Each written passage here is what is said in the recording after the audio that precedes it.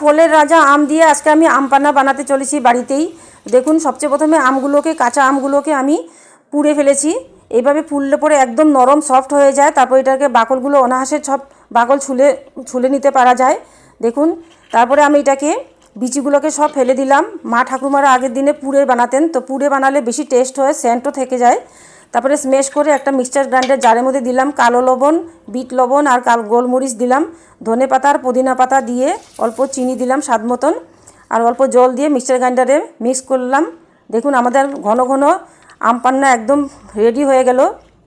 এটাকে ফ্রিজে রেখে 7-8 দিন পর্যন্ত খেতে পারবেন, মিক্স করে করে যখনই খাবার ইচ্ছা হবে।